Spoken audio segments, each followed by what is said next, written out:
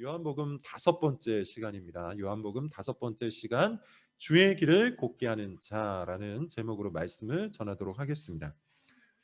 정말 좋은 것을 경험한 사람은 그것을 계속해서 다른 사람들에게 말하고 다닙니다. 제가 대학교 때 우즈베키스탄이라는 나라에서 사막을 처음으로 경험한 적이 있어요. 사실 굉장히 고생스러웠습니다. 당연히 덥고 당연히 불편하고 때로는 공포스럽기도 했어요. 그런데 밤이 되자 이 모든 고생이 눈 녹듯 사라졌습니다. 눈에 담을 수 없을 만큼 광활한 하늘이 저 멀리 지평선에서 땅과 만나고, 거기서부터 그 선을 따라서 은하수가 정말로 아름답게 펼쳐졌기 때문이에요.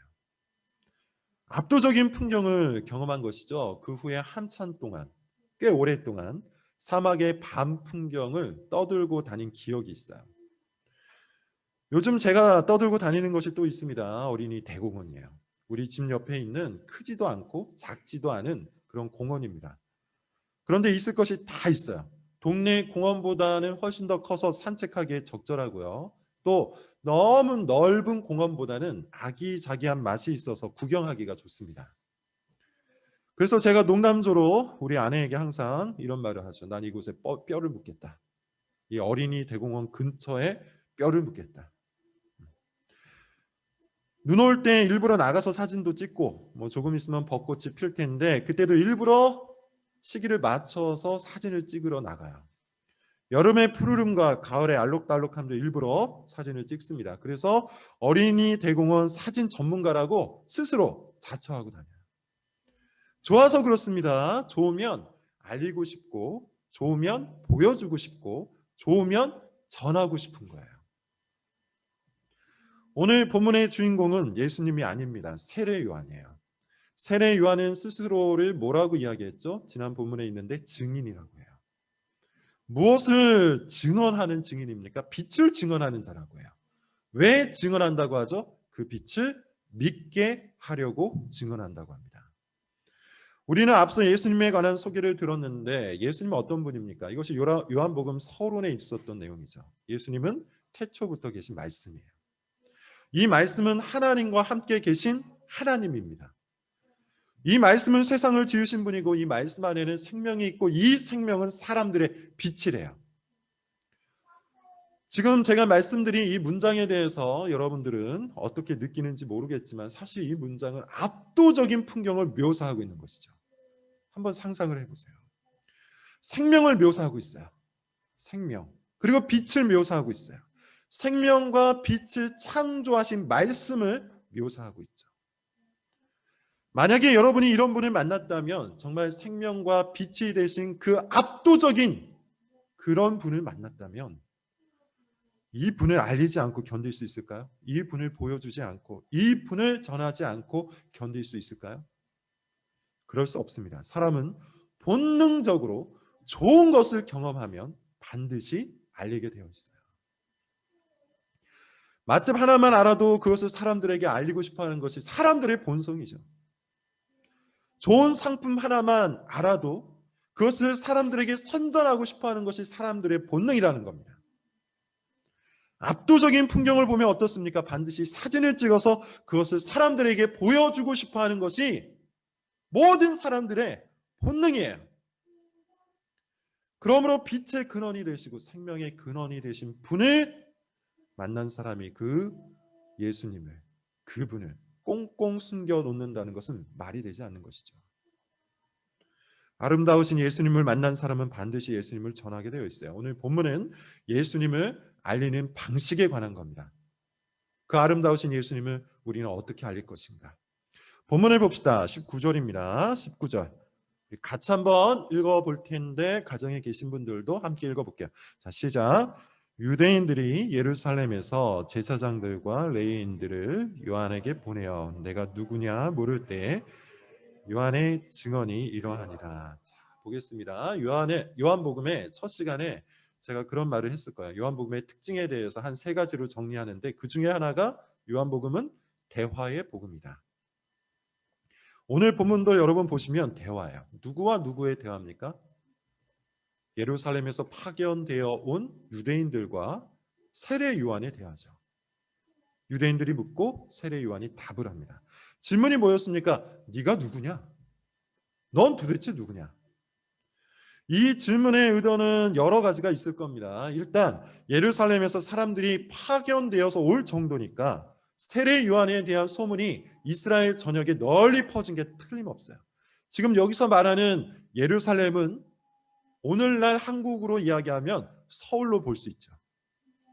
그리고 세례 요한은 오늘날 한국으로 이야기하면 저쪽 경상도에 있는 한 마을 정도로 생각하시면 됩니다. 그러니까 서울까지 경상도에 있는 한 사람의 이야기가 퍼진 거예요. 그래서 예루살렘에서 사람들을 파견한 겁니다. 그만큼 세례 요한의 사역이 많은 사람들의 주목을 받고 있었다는 뜻이 될 겁니다. 그래서 유대인들은 너는 도대체 누구에게 이런 말을 하고 너는 도대체 누구에게 이런 일을 하느냐 이렇게 묻고 있는 거예요. 별거 아닌 질문 같지만 우리가 이 질문에서 얻을 수 있는 교훈이 있어요. 사람들은 세례 요한의 사역을 보고 도대체 그가 누구인지를 궁금해했다는 점이죠. 자, 여기에서 여러분 어떤 교훈을 얻을 수 있을까요? 어떤 교훈을 끌어낼 수 있죠? 우리가 하는 말, 우리가 하는 행동, 우리가 사는 삶을 보고 사람들이 이렇게 물은 적이 있는지 한번 생각을 해보세요. 네가 누구냐? 이렇게 물은 적이 있는지를 한번 물어보시라는 겁니다. 스스로에게 자문을 해보라는 거예요. 정체성과 언행은 필연적으로 결합되어 있습니다. 자, 무슨 소리인지 여러분 잘 모를 수도 있지만 예를 한번 들어볼게요. 예전에는 간첩이라는 게 있었습니다. 과거에 비해서 요즘 간첩 이야기가 많지 않죠. 제가 국민학교 때는 방공 교육을 따로 받았고요. 간첩 신고를 어떻게 해야 하는지, 간첩의 특징에 대해서도 이런저런 교육을 받았어요. 그리고 동네 산에 올라가면 소위 말하는 삐라가 정말로 뿌려져 있었습니다. 그만큼 간첩들이 많이 있었다는 뜻이겠죠. 간첩이 여러분 누굽니까? 북한에서 지령을 받고 남한에 내려와 정보를 빼돌리거나 아니면 사회적인 혼란을 일으키는 훈련받은 북한 사람. 이 사람을 간첩이라고 하죠. 간첩은 모든 면에서 남한 사람과 똑같아요. 똑같이 말합니다. 똑같이 일합니다. 똑같이 행동합니다. 그런데 간첩이 살아가는 삶의 목적은 다르죠. 사명이 있어요. 그래서 자세히 보면 뭔가 다릅니다. 어렴풋이 떠오르는 기억을 갖고 이야기하면 간첩들은 라디오를 자주 듣는데요. 라디오에서 일정 주파수에서 나오는 지령을 듣고 그것을 기록해서 행동하기 위해 라디오를 자주 듣는답니다. 그리고 남한에 대해서 은근히 모르는 것이 많이 있대요. 사람들의 시선을 피해 다닌답니다. 비슷하지만 하는 행동을 자세히 보면 뭔가 수상하기 때문에 넌 도대체 누구냐? 넌 도대체 뭐 하는 사람이냐? 이런 질문을 던질 수밖에 없다는 것이죠. 이게 간첩의 특징이에요. 이와 같이 정체성과 언행은 필연적으로 서로 결합되어서 밖으로 그것이 드러나게 되어 있어요. 그런 의미에서 세례 요한도 그 정체성이 밖으로 분출되어서 나온 겁니다. 비슷했지만 뭔가 달랐던 거예요. 말이 달랐어요. 행동이 달랐어요. 목표가 달랐어요. 그래서 소문이 났습니다. 저 멀리 예루살렘까지 소문이 났고 그 소문의 진상을 파악하기 위해 예루살렘에서 사람들을 파견한 거예요. 그리고 물어본 거죠. 네가 누구냐? 세례 요한에 대해서 궁금해한 겁니다. 자, 그렇다면 우리는 어떻습니까? 앞서 제가 잠깐 말씀을 드린 것처럼 사람들은 우리에 대해서 궁금해합니까? 우리의 언행을 보고 사람들이 우리의 정체성에 대해서 궁금해합니까? 뭔가 다르다는 점을 막연하게나마 깨닫고 있는 것 같습니까? 만약에 그렇지 않다면 우리의 정체성에 치명적인 문제가 있는 거예요. 세상 사람들과 전혀 다르지 않은, 세상 사람들이 전혀 궁금해하지 않은, 비슷하지만 뭔가 다른 것이 아니라 그냥 똑같은 사람이 되어버린 것이죠. 말도 똑같고 행동도 똑같고 사고방식도 똑같고 목표도 똑같아 버리고 목표도 똑같은 세상 사람이 되어버린 겁니다. 세상 사람과 똑같으면 세상은 당연히 우리를 궁금해하지 않습니다. 세상이 우리를 궁금해하지 않는 것, 그건 사실 큰 문제가 아니겠죠. 큰 문제는 뭡니까? 세상이 우리를 궁금해하지 않으면 우리는 예수님을 알릴 기회를 얻지 못해요. 반면에 세례 요한은 어떻습니까? 그 기회를 얻었어요. 자, 이제 세례 요한이 예수님을 어떤 방식으로 알리는지 그 방법을 한번 찾아보도록 하겠습니다. 20절, 21절 같이 한번 읽어볼게요. 시작. 요한이 드러내어 말하고 숨기지 아니하니 드러내어 하는 말이 나는 그리스도가 아니라 한데 또 묻되 그러면 누구냐 내가 엘리야냐 이르되 나는 아니라 또 묻되 내가 그 선지자냐 대답하되 대화가 오고 가고 있죠. 요한복음에서 대화는 굉장히 중요하다고 했어요. 앞으로도 대화가 계속해서 나올 텐데 그때마다 여러분 주목해서 한번 보시기를 바랍니다. 자, 내가 누구냐 이렇게 물었을 때 세례 요한이 답한 게 뭡니까? 나는 그리스도가 아니라. 아마도 소문이 나기를 혹시 그가 그리스도가 아닌가 이런 소문이 돌았던 것 같아요. 그래서 세례 요한이 단호하게 말하죠. 나는 아니라. 헬라어를 보면 굉장히 강한 부정형으로 표현되어 있어요. 두 번째 질문도 나옵니다. 그렇다면 너는 엘리야냐? 말라기 4장 5절에 있는 말씀인데요. 예수님이 오시기 전에 나타날 선지자를 엘리야다 이렇게 이야기를 하고 있어서 그가 바로 너냐? 이렇게 묻고 있는 거예요. 이에 대해서 세례 요한이 또 뭐라고 말합니까? 아니라고 합니다. 세 번째 질문이 뭡니까? 그렇다면 네가 바로 그 선지자냐? 신명기 8장 15절에 있는 말씀으로 그 선지자, 이거는 일종의 대명사였어요. 우리는 그 선지자가 누군지 모르지만 당시에 유대인들이라면 그 선지자 하면 다 알았습니다. 메시아를 뜻해요. 마찬가지로 아니라고 얘기합니다. 자, 여기서 한 가지만 해결하고 넘어갑시다. 누가복음 1장 17절을 보면 세례 요한을 엘리야라고 지칭을 하고 있어요. 그런데 오늘 본문을 보면 세례 요한은 자기가 엘리야가 아니라고 합니다. 어떻게 된 걸까요?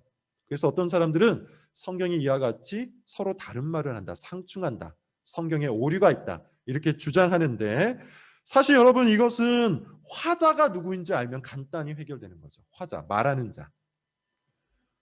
누가복음의 화자는 누굽니까? 누가복음의 화자는 누가예요. 누가가 이야기를 하고 있어요. 그 내용을 보시면 누가가 세례 요한에 대해서 설명하는 내용입니다. 누가는 어때요? 이미 모든 사건을 다 경험한 사람으로서 세례 요한을 설명하고 있죠. 그래서 세례 요한이 엘리야라는 것을 알고 있었어요. 반면에 오늘 본문의 화자는 누굽니까? 오늘 본문은 대화형이죠. 세례 요한이 직접 자기 자신에 대해서 대답을 하고 있는 내용을 넣은 대화의 내용이에요.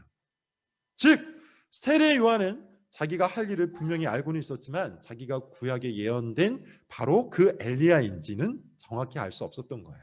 그래서 아니라고 얘기한 겁니다. 자, 중요한 것은 그게 아닌데 혹시 궁금해하실 분이 있을까 봐 설명을 드렸습니다. 자, 그것이 중요한 것이 아니고 이 대화를 통해서 세례 요한은 예수님을 알리고 있는데 어떤 방식으로 알리고 있는가? 이것이 중요한 거예요. 어떤 방식이죠? 자기 부정이라는 방식으로 알리고 있어요. 아니라, 아니라, 아니라. 나는 아니다. 다시 말하면 자기를 감추는 방식, 자기를 숨기는 방식, 자기를 희미하게 만드는 방식을 통해 예수님을 알리고자 하는 겁니다. 22절, 23절까지 읽으면 더 정확합니다. 같이 한번 읽어볼게요. 22절, 23절입니다. 자, 시작. 또 말하되 누구냐?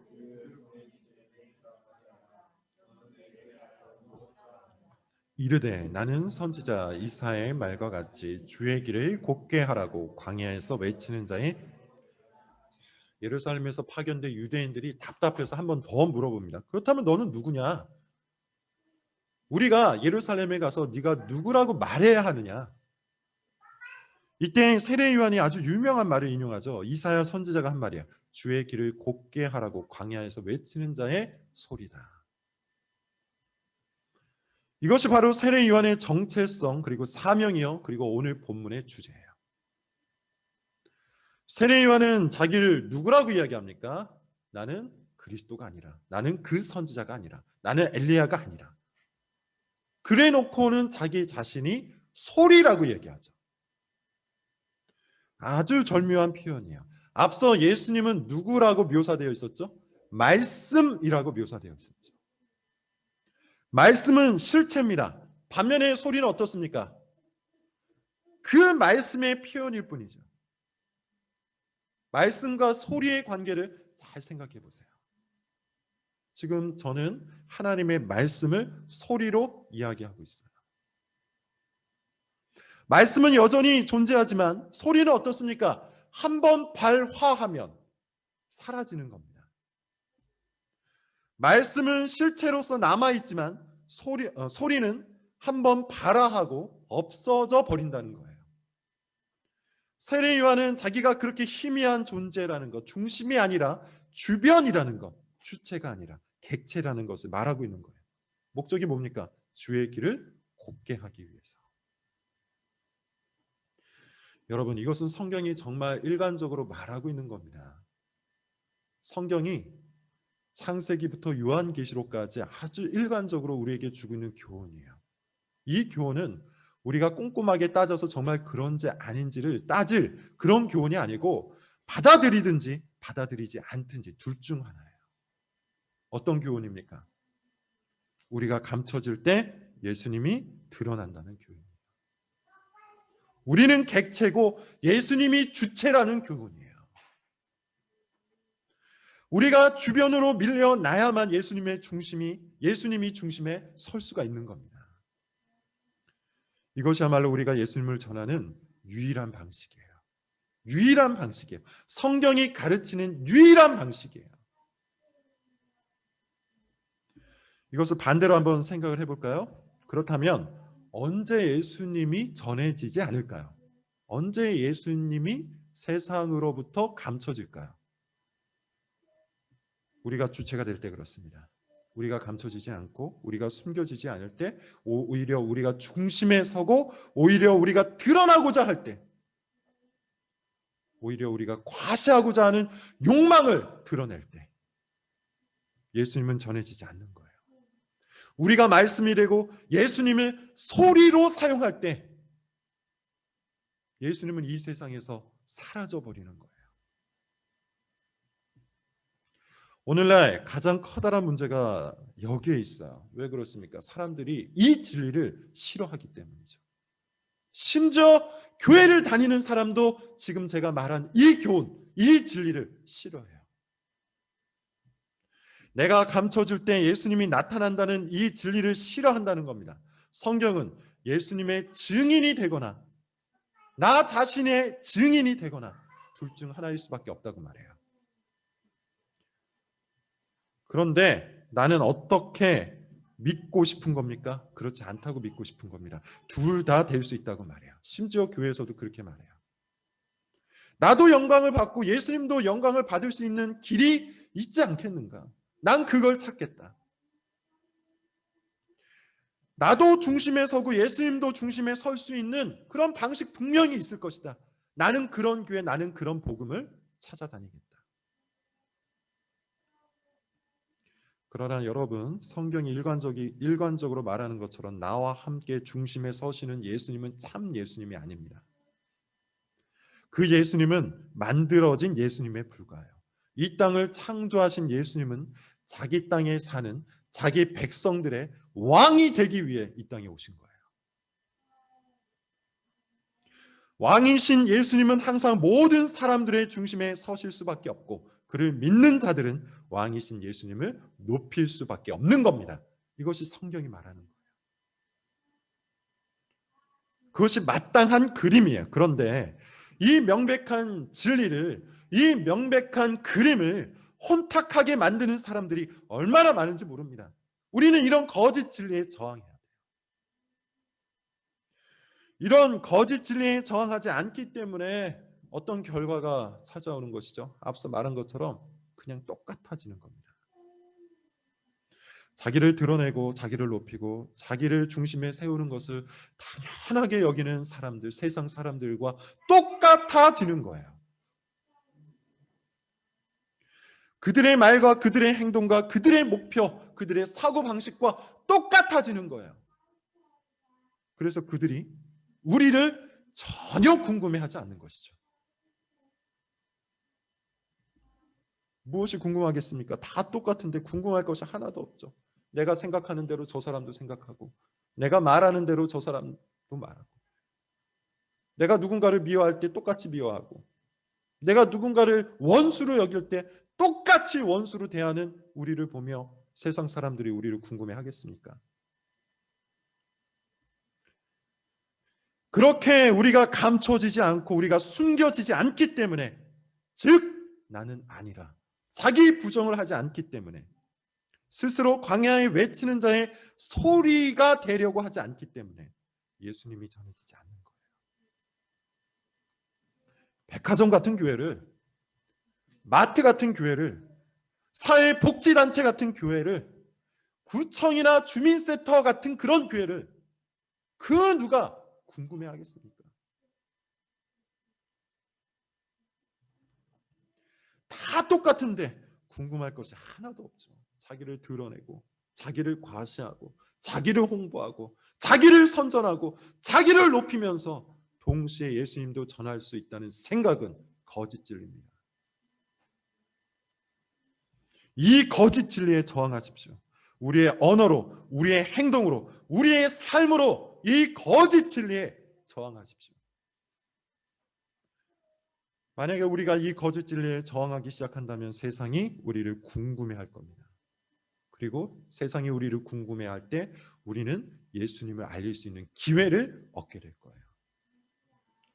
자, 자기 부정만으로는 예수님을 충분히 전하기는 어렵습니다. 실제로 예수님이 누구인지를 떠오르도록, 상상하도록 사람들에게 만들어야 되겠죠. 24절부터 28절, 24절부터 28절 같이 한번 우리 가정에 계신 분들도 보도록 하겠습니다. 같이 읽습니다. 시작. 그들은 바리새인들이 보낸 자라. 또 물어 이르되 내가 만일 그리스도도 아니여 엘리야도 아니여 그 선지자도 아닐진데 어찌하여 세례를 베푸느냐. 요한이 대답하되 나는 물로 세례를 베풀거니와 너희 가운데 너희가 알지 못하는 한 사람이 섰으니 곧 내 뒤에 오시는 그이라. 나는 그의 신발끈을 풀기도 감당하지 못하겠노라 하더라. 이 일은 세례 베풀던 곳 요단강 건너편에 베다니에서 일어난. 예루살렘에서 파견되어 온 이 유대인들은 누구로부터 보냄을 받은 자입니까? 바리새인으로부터 보냄을 받은 자예요. 바리새인이 어떤 사람인지에 대해서는 이미 충분히 봤습니다. 마태복음, 마가복음 아주 오랜 시간을 거쳐서 이야기했기 때문에 바리새인에 대해서는 또 이야기하지는 않겠습니다. 아무튼 유대인들이 한 번 더 물어봐요. 그리스도도 아니고 엘리야도 아니고 그 선지자도 아닌데 너는 왜 세례를 베푸느냐. 세례를 줄 자격이 없다는 뜻일 거예요. 세례 요한이 답합니다. 나는 물로 세례를 줄 뿐이다. 그러나 내 뒤에 오시는 분은 내가 신발끈을 풀기도 감당기 어려운 자다. 여러분 본문을 꼼꼼하게 잘 보셔야 됩니다. 어떻습니까? 동문서답이죠. 동문서답이에요. 딴소리를 하고 있어요. 왜 그럴까요? 왜 세례 요한은 동문서답을 할까요? 그동안은 꼼꼼하게 잘 대답을 해줬는데 갑자기 딴소리를 하는 이유 어디에 있을까요?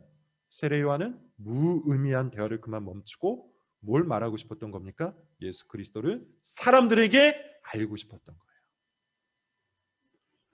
예수님이 아직 나타나지 않으셨기 때문에 예수님을 명확하게 말하고 있지는 않습니다. 그저 너희 가운데 알지 못하는 한 사람이 서 있다.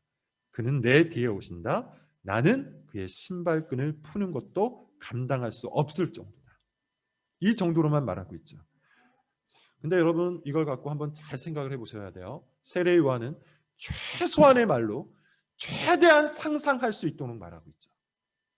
아주 중요한 어법이에요.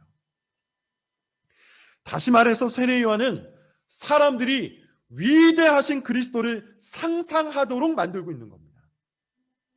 그게 그의 언어였어요. 세례 요한이 보내심을 받은 이유가 바로 그것이기 때문입니다. 그것이 세례 요한의 정체성이에요. 사명이기 때문이에요.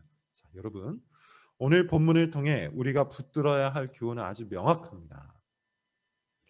우리의 정체성과 사명에 걸맞은 인생을 살아야 한다는 것이죠. 우리는 이 세상에서 살아가는 존재이기 때문에 필연적으로 이 세상과 닮은 구석이 있습니다. 당연한 겁니다. 세상 사람처럼 말하고 세상 사람처럼 행동을 하고 세상 사람처럼 생각도 하고 세상 사람과 똑같은 목표를 가질 수 있다는 말이에요. 연예인 이야기 할 수 있죠. 우리가 예수 그리스도를 믿는 자로 이 세상을 살아간다고 그런 소소한 이야기를 전혀 하지 말아야 한다, 이걸 주장하고 있는 게 아니에요. 정치 이야기 할 수 있죠. 경제 이야기, 돈 이야기 할 수 있어요. 여행 다닐 수 있어요. 취미 생활 즐길 수 있어요. 맛집 찾아다닐 수 있습니다. 취업을 위해, 승진을 위해 목표를 갖고 열심히 살 수 있어요. 그렇게 우리는 세상 사람들과 겹치는 언어, 겹치는 생각, 겹치는 목표를 갖고 살 수 있습니다. 그렇게 닮은 구석이 있어요. 이거는 세상에 속한 사람으로서 필연적인 겁니다. 그러나 닮은 구석은 있을 수 있지만 본질은 다르죠. 정체성이 다르고 사명이 다르기 때문에. 우리는 우리의 모든 것을 들어 사람들로 하여금 예수님을 상상하도록 하는 인생을 살도록 부르심을 입은 자예요. 그것이 우리의 정체성, 그것이 우리의 사명이에요. 도대체 예수님이 누구기에 저 사람은 자기를 부정하는가? 도대체 예수님이 누구기에 저 사람은 항상 예수님을 높이는가? 도대체 예수님이 누구기에 저 사람은 우리와 다른가? 이런 상상을 할 수 있도록 말하고 행동하고 살아야 한다는 것이죠. 어떻게 하면 주님을 알릴 수 있을지, 어떻게 하면 주의 길을 곱게 할 수 있을지, 어떻게 행동하면 주의 길을 예비할 수 있을지 생각하고 행동해야 한다는 겁니다. 여러분, 우리가 이 땅에 보내심을 받은 이유 어디에 있을까요? 우리가 이 땅에 여전히 남아서 살아가고 있는 이유 어디에 있는 겁니까? 광야 같은 이 세상에서 공고함과 피곤함을 품고 계속해서 살아가고 있는 그 이유 어디에 있는 겁니까? 세례 요한처럼 예수님을 증언하기 위해 우리는 이 땅에 있는 거예요. 우리가 왜 증언을 해야 합니까? 예수님을 믿게 하기 위해 증언을 하는 겁니다. 얼마나 명확하고 얼마나 간결한 삶의 목적입니까? 다른 모든 것들은 바로 이 사명을 위해서 준비된 무대에 불과해요. 직장 생활 열심히 하십시오. 최대한 부지런하게 하십시오. 최대한 성실하게, 최대한 탁월하게 직장 생활하세요. 그래야만 여러분의 직장에서 예수님이 올라가실 무대가 만들어지는 겁니다. 인간관계 소홀히 하지 마십시오. 모든 사람들에게 친절을 베풀고 모든 사람들과 더불어 즐거워하십시오. 그래야만 여러분의 인간관계에서 예수님이 올라가실 무대가 만들어지는 거예요. 가정생활도 마찬가지고 사회생활도 마찬가지예요. 우리는 우리가 올라갈 무대를 만들고 있는 것이 아닙니다. 만약에 그렇게 생각하고 있다면 착각이에요. 우리는 우리가 올라갈 무대를 만들고 있는 것이 아니라 진정한 주인공 예수님이 올라갈 무대를 만들고 있는 겁니다. 그것이 직장생활의 목적, 모든 인간관계의 목적, 가정생활의 목적인 거예요. 우리는 광야에 외치는 자의 소리일 뿐입니다. 우리가 주체가 아니에요. 모델하우스라는 것이 여러분 있죠. 집을 짓기 전에 미리 집 모형을 만들어서 사람들에게 보여주는 겁니다. 그래서 모델하우스는 최대한 예쁘고 최대한 깨끗하고 최대한 좋게 만들어요. 사람들에게 진짜 집을 상상하도록 만들어야 하기 때문이죠. 우리는 모델하우스를 보면서 진짜 집은 얼마나 좋을지를 상상을 합니다. 마치 그런 거예요. 우리는 예수님의 모델하우스와 같은 존재예요. 그게 광야에 외치는 자의 소리라는 뜻이에요. 그래서 우리의 언행은 항상 예수님을 상상하도록 만들어야 하는 겁니다.